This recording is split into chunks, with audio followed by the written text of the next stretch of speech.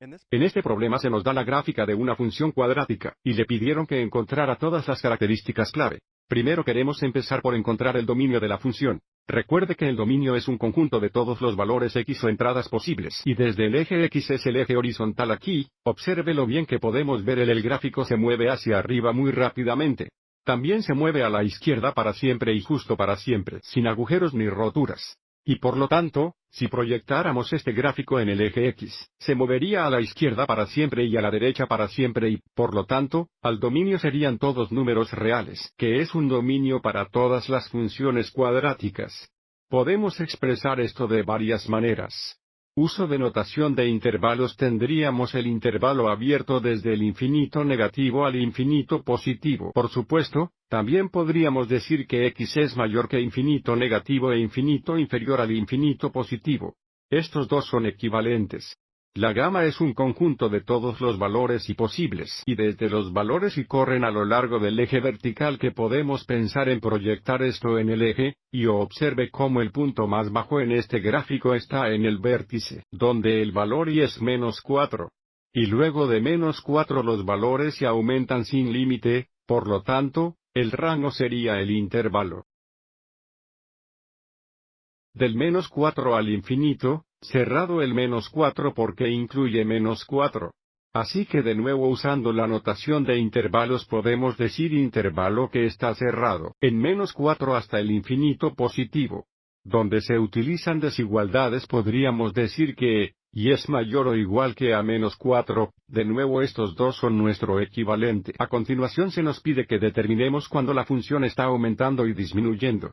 Informalmente, si caminamos en la gráfica de izquierda a derecha, si vamos cuesta abajo la función está disminuyendo y si caminamos cuesta arriba la función estaría aumentando. De nuevo, al caminar de izquierda a derecha. Más formalmente, si a medida que x aumenta y disminuye, la función disminuye y si a medida que x aumenta y aumenta la función está aumentando. Así que mirando el gráfico de nuestra función, observe cómo a la izquierda del vértice al vértice. El gráfico sería decreciente y a la derecha del vértice la función va cuesta arriba o aumentando.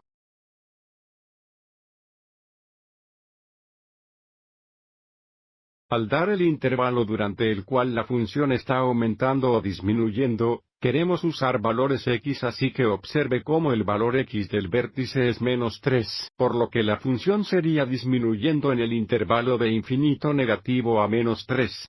Y está aumentando en el intervalo de -3 a infinito. Y no vamos a incluir -3 hexaneutones cualquiera de estos intervalos, por lo que la función aumenta a la derecha de -3.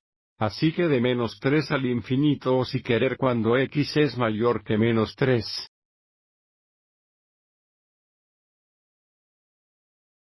Y está disminuyendo en el intervalo de infinito negativo a -3.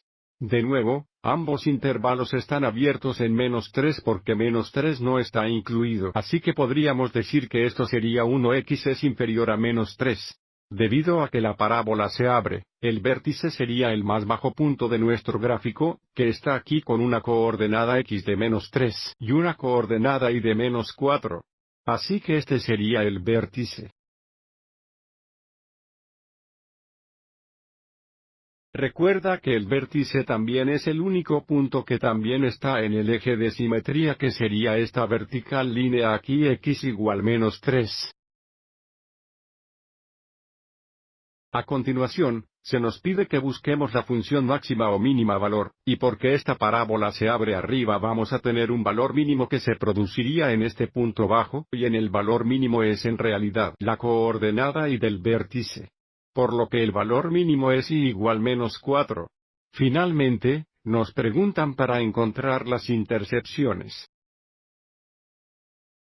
Las intersecciones en X son los puntos donde se cruza la gráfica el eje X. Observe cómo esta parábola tiene dos intersecciones en X, una aquí en el punto -50, y uno aquí en el punto -10.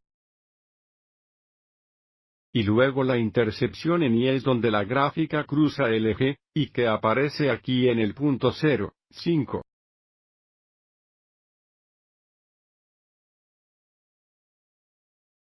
Espero que hayas encontrado esta explicación es útil.